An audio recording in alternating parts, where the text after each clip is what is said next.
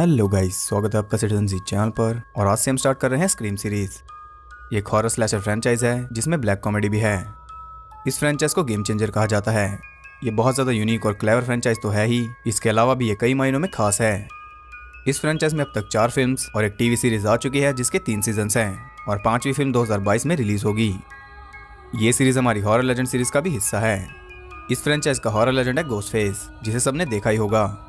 Ghostface दुनिया भर में फेमस है। इस सीरीज में आप इसके बारे में अच्छे से जान पाओगे। तो हम स्टार्ट कर रहे हैं सबसे पहली मूवी से, जिसका नाम है स्क्रीम। ये फिल्म आई थी 1996 में, जब टेक्नोलॉजी का जमाना शुरू हो रहा था। इसे डायरेक्ट किया है लेजेंडरी डायरेक्टर वेस क्रेवन ने, जिनका हॉरर में बहुत बड़ा नाम है। इन्होंने द हिल्स हैव आइज और nightmare on the elm street जैसी मूवीज बनाई हैं। और इस फ्रेंचाइज की सबसे स्पेशल बात यही है कि इसकी चारों फिल्म्स को वेस क्रेवन ने ही डायरेक्ट किया है। कुछ इसलिए भी ये फ्रेंचाइज खास है क्योंकि हॉरर मूवीज में ऐसा ना के बराबर देखने को मिलता है। इसके राइटर है केविन विलियमसन, और ये वीडियो देखने के बाद आपको पता चल जाएगा कि वो कितने स्मार्ट राइटर हैं। तो ऐसी यूनिक और इंटरेस्टिंग वीडियोस देखते रहने के लिए चैनल को सब्सक्राइब करके बेल नोटिफिकेशन जरूर से ऑन कर लो, तो आगे मुझे वीडियो बनाने की मोटिवेशन मिलती रहे और आपको वीडियोस की नोटिफिकेशन। ये वीडियो बहुत ज़्यादा डिटेल्ड होने वाली है। इसमें मैं आपको ज़्यादातर रेफरेंसेस और जोक्स समझाने की कोशिश करूंगा। वीडियो के एंड में भी मैं आपको बहुत कुछ बताने वाला हूँ, जिसमें फैक्ट्स तो हैं ही, साथ में वो रियल लाइफ केस भी है जिससे ये मूवी इंस्पायर्ड है। तो अब ज़्यादा देर ना करते हुए जल्दी से स्टोरी स्टार्ट करते हैं।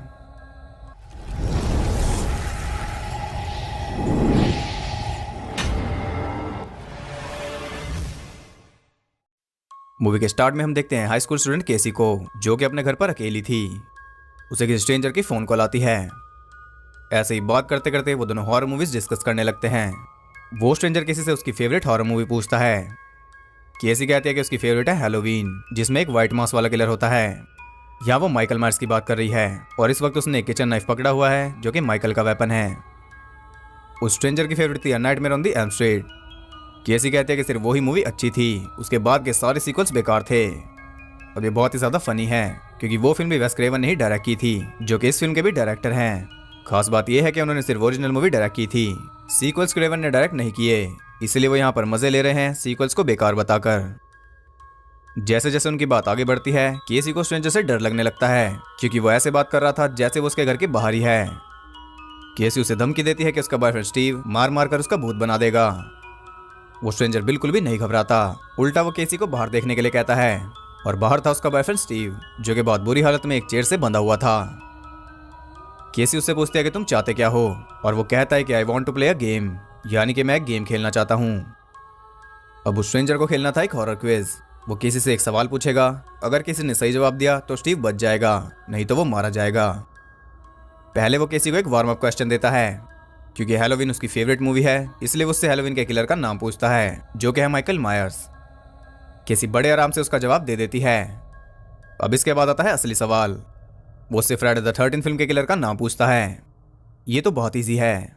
क्या आप इस सवाल का जवाब दे सकते हो? आपके पास 5 सेकंड है कमेंट करने के लिए। अब तक आपने कमेंट कर दिया होगा। तो अगर आपका जवाब है जेसन, तो आपने बिल्कुल गलत जवाब दिया है। फ्राइडे द 13th फिल्म में जेसन था ही नहीं, उसमें किलर थी जेसन की मॉम पैमेला वुरहीज। लेकिन चिंता मत करिए, आप अकेले नहीं हैं जिसका जवाब गलत है। केसी का जवाब भी यही है। अब क्योंकि वो सही जवाब नहीं दे पाई, इसीलिए स्टीव मारा जाता है। अभी ये फिल्म स्टार्ट ही हुई है और इसमें तीनों फेमस हॉरर लेजेंड्स के रेफरेंस आ गए हैं। अब स्टीव तो मर चुका था, इसलिए अब बारी थी केसी की। वो स्ट्रेंजर उसके घर में एंटर हो जाता है और वो स्ट्रेंजर घोस्टफेस ही है। केसी उसके मुंह पर फोन मारकर वहां से भाग जाती है। वो देखती है कि उसके पेरेंट्स भी वापस आ चुके थे, लेकिन इससे पहले कि वो उन तक पहुंच पाती, घोस्टफेस उसे स्टैब करके मार देता है। उसके पेरेंट्स घर में पहुंचते हैं और देखते हैं कि सब तहस नहस था। केसी उन्हें मिल नहीं रही थी। तब उसका डैड उसकी मॉम को कहता है कि get in the car, drive down to McKenzie's, और ये रेफरेंस है हैलोवीन का। उसकी मॉम बाहर निकलती है और बाहर उसे केसी मिल जाती है, लेकिन डेड। उसकी बॉडी को बुरी तरह स्टैब करके एक पेड़ से लटकाया हुआ था। ये था इस मूवी का इंट्रो, जो कि किसी भी हॉरर फैन के लिए ज्यादा एंगेजिंग है। इसके बाद हम देखते हैं सिडनी प्रेस्कॉट को, जो कि अपने रूम में थी। उसका बॉयफ्रेंड बिली लूमिस विंडो के थ्रू उससे मिलने आता है। ये रेफरेंस है nightmare on the elm street का, जिसमें जॉनी डेप सेम इसी तरह नैन्सी से मिलने जाते हैं और बिली एकदम जॉनी डेप की कॉपी लगता है। साथ ही बिली लूमिस नाम रेफरेंस है हैलोवीन के डॉक्टर सैम लूमिस का, जो कि माइकल के डॉक्टर थे। ये हम सिडनी के डैड नील प्रेस्कॉट को भी देखते हैं, जो कि काम के सिलसिले में अगली सुबह टाउन से निकल जाएंगे और सीधा एक हफ्ते बाद वापस आएंगे। अपने डैड को वापस भेजकर सिडनी बिली से पूछती है कि वो यहाँ क्या कर रहा है। बिली कहता है कि वो टीवी पर द एक्सॉर्सिस्ट देख रहा था और उसे सिडनी की याद आ गई। ये कैसा कॉम्प्लीमेंट हुआ। खैर अगले दिन वो स्कूल जाते हैं और स्कूल को पूरी तरह मीडिया ने कवर किया हुआ था, क्योंकि केसी और स्टीव दोनों इसी स्कूल में पढ़ते थे और पिछली रात उनके मर्डर के बाद चारों तरफ सनसनी फैल गई है। यहाँ हम सिडनी के पूरे ग्रुप को देख पाते हैं, जिसमें सिडनी की बेस्ट फ्रेंड टेटम, उसका बॉयफ्रेंड स्टू और उनका फ्रेंड रैंडी। रैंडी बहुत बड़ा हॉरर मूवी गीक है, उसे हॉरर मूवीज के बारे में सब कुछ पता है। यहाँ पर वो पॉइंट आउट करता है कि स्टू केसी का एक्स बॉयफ्रेंड है। केसी ने उसे डंप कर दिया था, इसलिए पॉसिबली वो किलर हो सकता है। रैंडी रियल वर्ल्ड को भी हॉरर मूवी रूल्स के हिसाब से देखता है, यानी कि वो हमारे काम का बंदा है। खैर सिडनी वापस अपने घर जाती है और आपको पता ही है कि आज वो घर पर अकेली है। वो टीवी ऑन करती है और टीवी पर सिर्फ एक ही न्यूज़ चल रही थी, लेकिन एक रिपोर्टर जिसका नाम गेल वेदर्स है वो कुछ अलग रिपोर्ट कर रही थी। वो बता रही थी कि 1 साल पहले भी वुड्सबोरो में ऐसा ही केस हुआ था। वुड्सबोरो उस टाउन का नाम है और 1 साल पहले सिडनी की मॉम मॉरिन का इसी तरह मर्डर हुआ था। उसके मर्डर का शक गया था उसके लवर कॉटन वेरी पर। इस सब से हमें पता चलता है कि आज का दिन सिडनी के लिए बहुत टफ है। ऐसे ही रात हो जाती है और रात होते सिडनी के पास आती है एक कॉल, जो कि घोस्टफेस की थी। वो सिडनी से पूछता है कि क्या उसे हॉरर मूवीज पसंद हैं। सिडनी कहती है कि उसे वो मूवीज पसंद नहीं, वो सब सेम होती हैं। उनमें बस एक किलर किसी लड़की के पीछे भागता है और लड़की दरवाजे से बाहर जाने के बजाय सीढ़ियों से ऊपर जाती है। बेसिकली उसके कहने का मतलब यह है कि रियल लाइफ में ऐसा नहीं होता। घोस्टफेस सिडनी को उसकी मॉम की तरह मारने की धमकी देता है। वो उसी के घर में छुपा हुआ था। वो सिडनी के ऊपर अटैक करता है एंड गेस व्हाट, उससे बचने के लिए सिडनी सीढ़ियों से ऊपर की तरफ भागती है। वो अपने रूम में पहुंचकर 911 से कांटेक्ट करती है और तभी घोस्टफेस वहां से गायब हो जाता है और उसी वक्त वहां बिली प्रकट हो जाता है। वो सिडनी को हौसला देता है और तभी उसकी जेब से एक फोन नीचे गिर जाता है। सिडनी को बिली की असलियत पता चल चुकी थी। पुलिस भी वहां पहुंच जाती है और वो बिली को अरेस्ट कर लेते हैं, क्योंकि सिडनी के घर के बाहर उन्हें घोस्टफेस के कपड़े भी मिले थे। वो सिडनी को भी पुलिस स्टेशन ले जाते हैं। डेप्यूटी ड्यूई सिडनी के डैड को कांटेक्ट करने की कोशिश कर रहा था, लेकिन उनका कोई पता नहीं चल पा रहा था। एक इंपॉर्टेंट चीज यह है कि ड्यूई सिडनी की बेस्ट फ्रेंड टेटम का भाई है। वो पता लगाता है कि घोस्टफेस की कॉस्ट्यूम पूरी स्टेट में बिक रही है, उससे कुछ भी पता नहीं चलने वाला और बिली के फोन रिकॉर्ड्स कल सुबह तक आएंगे। तब तक वो सिडनी को अपने घर ले जाते हैं, लेकिन पुलिस स्टेशन के बाहर उन्हें मिल जाते हैं गेल वेदर्स। और खास बात यह है कि वो सिडनी की मॉम के मर्डर पर एक बुक लिख रही है। सिडनी उसे बिल्कुल भी पसंद नहीं करती, प्लस वो थोड़ी मीन भी है, इसलिए सिडनी उसके मुंह पर पंच मारकर वहां से चली जाती है। अब वो टेटम के घर में थी। वहां पर उसके लिए कॉल आती है। सिडनी को लगता है कि वो उसके डैड होंगे, लेकिन वो घोस्टफेस था, यानी कि बिली ने कुछ भी नहीं किया, क्योंकि वो तो जेल में है। घोस्टफेस सिडनी को वार्न करता है कि वो उससे जल्दी मिलेगा। अगली सुबह भी टीवी पर सिर्फ सिडनी और उसकी मॉम की न्यूज चल रही थी। यहाँ हम उसकी मॉम के मर्डरर कॉटन वेरी को देख पाते हैं। वो जेल में है, यानी कि वो भी घोस्टफेस नहीं है। यहाँ ड्यूई बताता है कि बिली को छोड़ दिया गया है, क्योंकि उसका फोन रिकॉर्ड क्लीन था, उसने सिडनी को कोई कॉल नहीं की। वो स्कूल पहुंचते हैं और वहां भी मीडिया उन्हें चैन नहीं देती।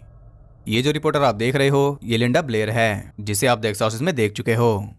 इस फिल्म के स्टार्ट में भी हमें द एक्सॉर्सिस्ट का रेफरेंस मिला था। वो स्कूल में जाते हैं और हम देखते हैं कि इन मर्डर्स को सीरियस लेने के बजाय ज्यादातर टीन्स इसका मजाक उड़ा रहे हैं। पूरे स्कूल में लोग घोस्टफेस वाली कॉस्ट्यूम पहनकर घूम रहे थे, जिससे प्रिंसिपल हिम्बरी बिल्कुल भी खुश नहीं थे। इस सबसे तंग होकर सिडनी जाती है वॉशरूम में और वहां पर असली घोस्टफेस उस पर अटैक कर देता है। किसी तरह वो उससे बचकर निकल जाती है। अब इसे अटैक के बजाय एक प्रैंक समझा जाता है, क्योंकि आधा स्कूल उस कॉस्ट्यूम में घूम रहा है। अब इस सबसे कोई नुकसान ना हो, इसलिए प्रिंसिपल हिम्बरी स्कूल को बंद कर देते हैं। इस फैसले से स्टूडेंट्स तो बहुत खुश थे। इसी खुशी में स्टू आज रात अपने घर पर पार्टी रखता है। उधर स्कूल खाली हो चुका था। प्रिंसिपल हिम्बरी भी वापस अपने घर जा रहे थे। यहाँ हम देखते हैं वहां के जेनिटर फ्रेड को, और जैसा कि आप देख सकते हो, इसने फ्रेडी क्रूगर वाला आउटफिट पहना है और फ्रेडी को भी वेस क्रेवन ने ही बनाया था। लेकिन खास बात यह है कि आदमी और कोई नहीं बल्कि वेस क्रेवन ही है, और जो कपड़े इन्होंने पहने हैं वो सच में फ्रेड ने पहने थे a nightmare on the elm street में। इनके जैसा दूसरा कोई हॉरर इंडस्ट्री में आया ही नहीं। अब यहाँ प्रिंसिपल हिम्बरी अपनी अलमारी खोलते हैं और उसमें आप उनकी ब्लैक लेदर जैकेट देख सकते हो। ये वही जैकेट है जो उन्होंने 1974 की हैप्पी डेज फिल्म में पहनी थी। यह घोस्टफेस उन्हें सरप्राइज देता है और चैन की नींद सुला देता है। इधर हम देखते हैं सिडनी और टेटम को, जो कि किलर के ऊपर ही बात कर रहे थे। यहाँ टेटम सिडनी को कहती है कि उसकी बातें किसी वेस कारपेंटर मूवी की तरह लग रही हैं। वेस कारपेंटर से उसका मतलब है वेस क्रेवन और जॉन कारपेंटर। जॉन कारपेंटर वही आदमी है जिन्होंने हैलोवीन और द थिंग जैसी मूवीज बनाई हैं। अब हॉरर की बात चल रही है तो रैंडी कैसे पीछे रह सकता है।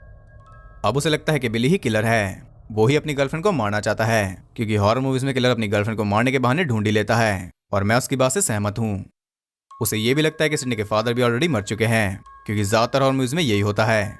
फादर की बॉडी हमेशा एंड में मिलती है, लेकिन मरा वो सबसे पहले होता है। रैंडी की बातों में दम है, लेकिन उधर पुलिस को पता चलता है कि सिडनी को जितनी भी कॉल्स आई थी वो सब उसके डैड ने की थी। अब यहाँ शक उसके डैड की तरफ जा रहा है, क्योंकि उसके जाने के बाद से सिडनी के साथ ये सब शुरू हुआ और उसका अभी तक कोई पता नहीं चल पाया। खैर रात हो जाती है और ड्यूई सिडनी और टेटम को लेकर पहुंचता है स्टू के घर, और उसके पीछे पीछे गेल भी वहां पहुंच जाती है। वो सीक्रेटली वहां पर एक कैमरा रख देती है ताकि वो सब कुछ लाइव देख पाए। उसे लग रहा था कि आज यहाँ उसे कोई न्यूज़ मिलेगी। वहां पर वो सभी हॉरर मूवीज देखने वाले थे। वो चूज कर रहे थे कि कौन सी देखनी चाहिए। यहाँ पर वो ढेर सारी मूवीज के नाम लेते हैं और साथ ही वो नाम लेते हैं जेमी ली कर्टिस का, जो कि स्क्रीम क्वीन है। वहां सब कुछ सही चल रहा था। टेटम बियर्स लेने जाती है और तभी कुछ बुरा हो जाता है। वहां पर पहुंच जाता है घोस्टफेस। टेटम सोचती है कि वो रैंडी है। वो कहती है कि प्लीज मुझे मत मारो, मुझे सीक्वल में भी आना है। लेकिन अफसोस वो सीक्वल में नहीं आ पाएगी, क्योंकि घोस्टफेस गैरेज डोर में फंसाकर उसे मार देता है।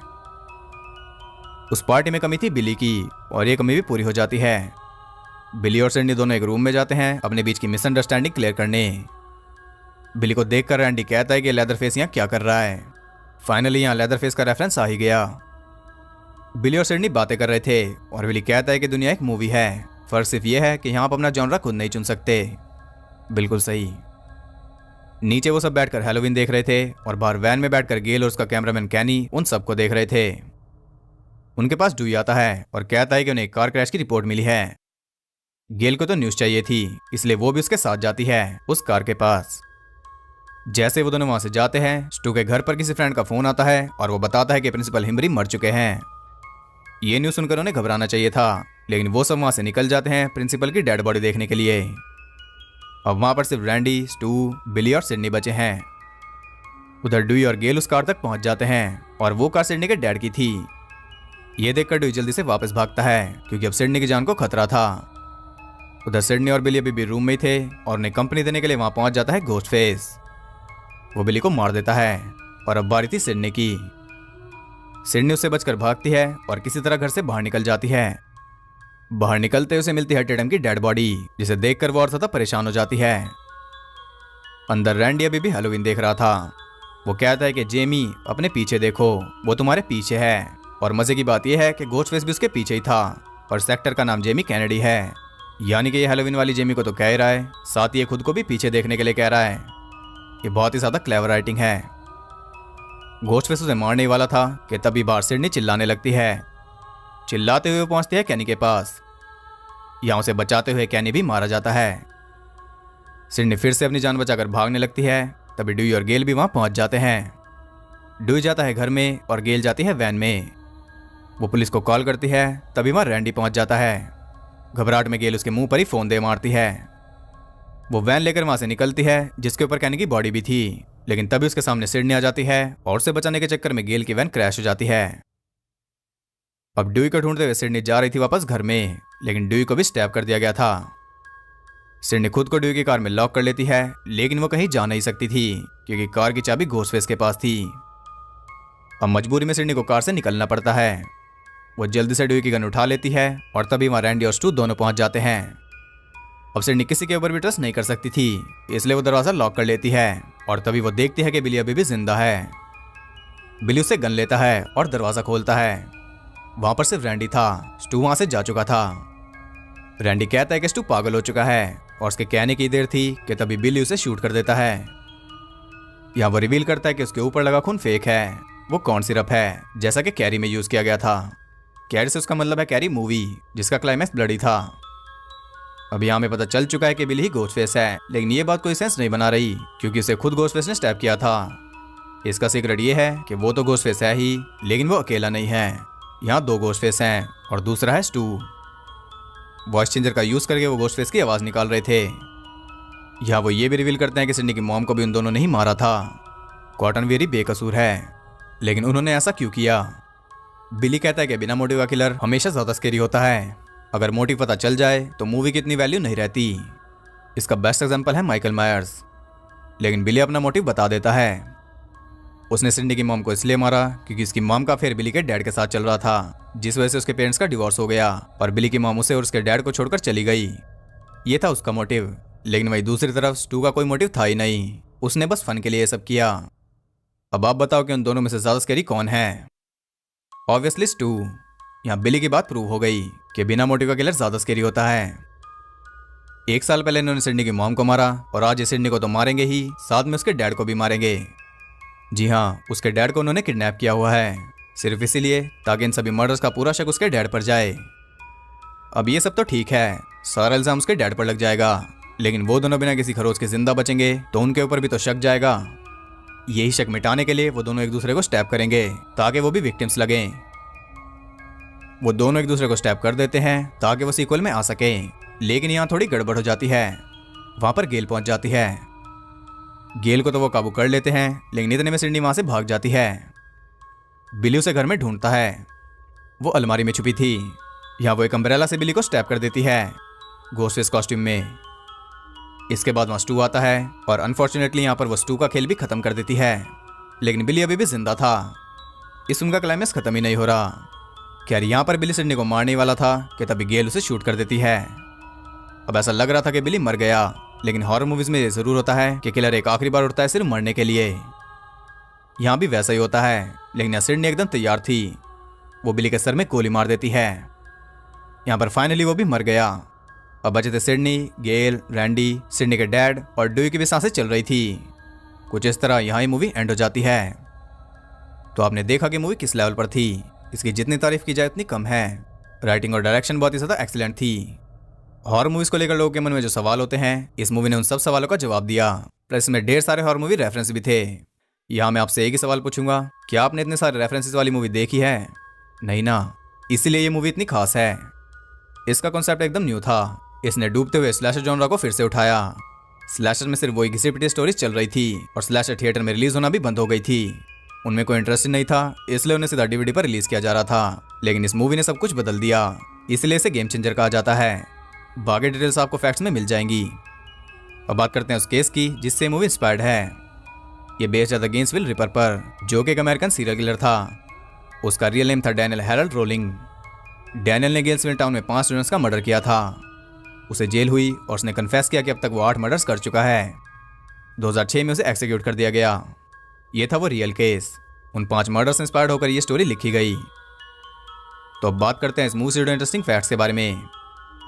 इसका बजट था $15 मिलियन और इसने बिजनेस किया था $173 मिलियन का, जिसने इसे आज तक की सबसे ज्यादा कमाई करने वाली स्लैशर फिल्म बना दिया था। इसका रिकॉर्ड 2018 में हैलोवीन ने तोड़ दिया, लेकिन यूएस में आज भी हाईएस्ट ग्रोसिंग स्लैशर फिल्म है। इसके बाद स्क्रीम 2 और 3। साथ ही यूएस की हाईएस्ट ग्रोसिंग हॉरर फिल्म की लिस्ट में ये नंबर 20 पर है। स्टू की पार्टी वाला सीक्वेंस पूरे 42 मिनट तक चला था। जी हाँ, आधी फिल्म उसकी पार्टी में ही निकल गई। उस सीक्वेंस को शूट करने में 21 दिन से भी ज्यादा लगे थे। टीम सूरज ढलने से लेकर सूरज निकलने तक शूटिंग करती थी। जब ये सीक्वेंस शूट हो गया तब क्रू ने आई सर्वाइव सीन 118 वाली टी शर्ट्स पहनी। उस सीक्वेंस का नाम सीन 118 था। क्रू ने मजाक में से the longest night in horror history का टाइटल दिया। हाई स्कूल वाले सीन्स पहले कैलिफोर्निया के सेंटा रोजा हाई स्कूल में शूट होने वाले थे, लेकिन जैसे ही शूटिंग नजदीक आई स्कूल बोर्ड ने इसके लिए मना कर दिया क्योंकि एक स्लैशर फिल्म थी। इसके बदले में वेस क्रेवन ने एंड क्रेडिट्स के स्पेशल थैंक्स वाले सेक्शन में ये मेंशन किया था। सैवेज। जेमी कैनेडी को रैंडी के रोल के लिए इसलिए चुना गया क्योंकि वो अपनी लाइंस को इम्प्रोवाइज करते थे। यूट्यूब पर उनका खुद का चैनल भी है जिसमें उन्होंने बताया कि उन्हें ये रोल कैसे मिला। मैथ्यू लिलियर्ड को एक्सीडेंटली स्टू के रोल के लिए कास्ट किया गया। वो अपनी गर्लफ्रेंड के साथ गए थे उसका ऑडिशन दिलाने। वहां पर कास्टिंग डायरेक्टर की उन पर नजर पड़ी और उन्हें यह रोल ऑफर हुआ। कॉर्टनी कॉक्स को गेल का रोल चाहिए था क्योंकि उन्हें अपनी फ्रेंड्स वाली में से छुटकारा पाना था। उसी मैच की वजह से उन्हें रोल नहीं मिल रहा था, लेकिन कॉक्स ने हार नहीं मानी। आखिर में उन्हें रोल मिल ही गया। स्केट ऑल्ड्रिच को बिली के रोल में इसलिए कास्ट किया गया क्योंकि वो जॉनी डेप के जैसे दिखते हैं और उन्हें कोई आइडिया नहीं था कि वो एक हॉरर कॉमेडी में काम कर रहे हैं।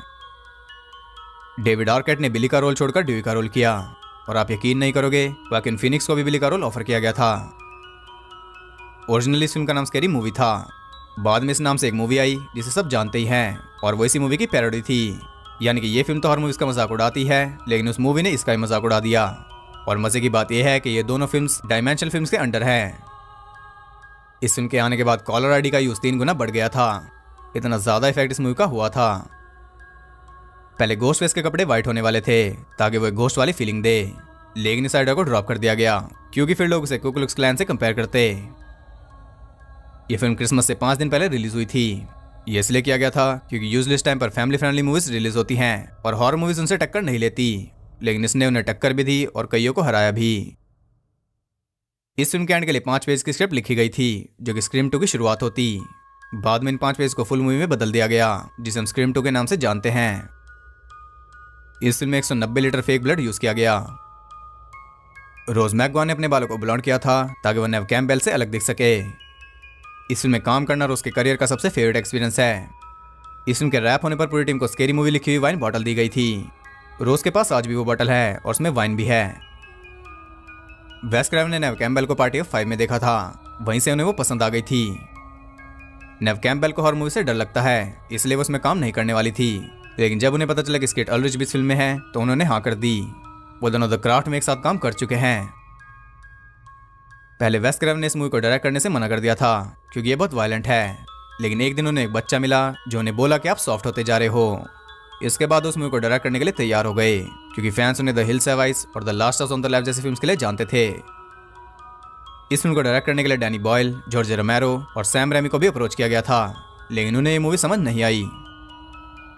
घोस्टफेस का मास इंस्पायर्ड है एडवर्ड मंच की पेंटिंग स्क्रीम से।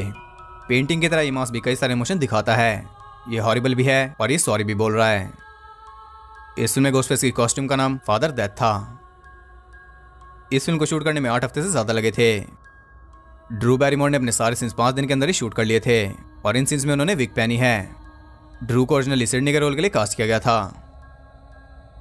मूवी के एक सीन में बताया जाता है कि ये फेक ब्लड है जो कॉर्न सिरप से बना है, बिल्कुल कैरी की तरह। इस फिल्म के क्लाइमैक्स में सच में कॉर्न सिरप यूज किया गया था। घोस्टफेस वाली कॉल सच में की जा रही थी। वो आवाज है रॉजर जैक्सन की। वो ऑन सेट ही कॉल पर बात कर रहे थे, लेकिन किसी भी एक्टर ने उन्हें नहीं देखा था।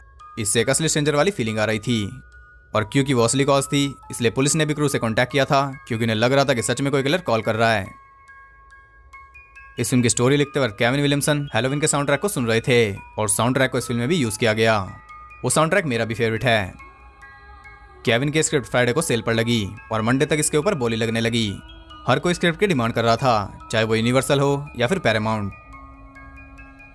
स्टू का घर तभी अवेलेबल हुआ था क्योंकि कुछ टाइम पहले उसके ओनर की डेथ हो गई थी और वहां पर जाना मना था। शूटिंग कंप्लीट होने के बाद वेस क्रेवन ने 2 महीने लगाए फाइनल प्रोडक्ट को एडिट करने में। जिस सीन में सिडनी बिली को अम्ब्रेला से स्टैप करती है उस सीन में अम्ब्रेला एक पैड पर लगनी चाहिए थी, लेकिन वो स्लिप हो गई और सीधा लगी स्कीट अल्ड्रिच की चेस्ट पर। अल्ड्रिच की चेस्ट में मेटल वायरिंग है क्योंकि बचपन में उनकी ओपन हार्ट सर्जरी हुई थी। जब वो अम्ब्रेला होने लगी तो उन्हें हद से ज्यादा दर्द हुआ, जिसे आप स्क्रीन पर देख सकते हो। ये रियल पेन है।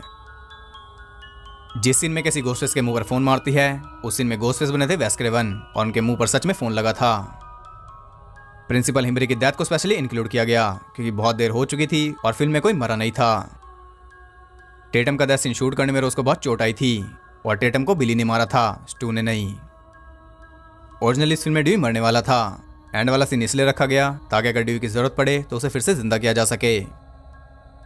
रैंडी ने पहले स्टू और बिली को आइडेंटिफाई कर लिया था। उसने उन दोनों पर डाउट किया था, सिर्फ अपनी हॉरर नॉलेज की मदद से। तो ये थे इस फिल्म से जुड़े इंटरेस्टिंग फैक्ट्स। आई होप आपको पसंद आए होंगे। अगर आपको ये वीडियो और मेरा एफर्ट्स पसंद आए तो उसे एक लाइक और कमेंट जरूर करना और ऐसे इंटरेस्टिंग वीडियोस देखते रहने के लिए चैनल को सब्सक्राइब करके बेल नोटिफिकेशन कॉल पर सेट कर लो ताकि नोटिफिकेशन आपको परेशान कर सके। और ज़्यादा कनेक्टेड रहने के लिए आप मुझे इंस्टाग्राम पर फॉलो कर सकते हो। वहाँ आपको बहुत कुछ जानने के लिए मिल जाएगा, लिंक डिस्क्रिप्शन में है। तो मैं मिलता हूँ उससे अगली वीडियो में, तब तक के लिए सबको बाय।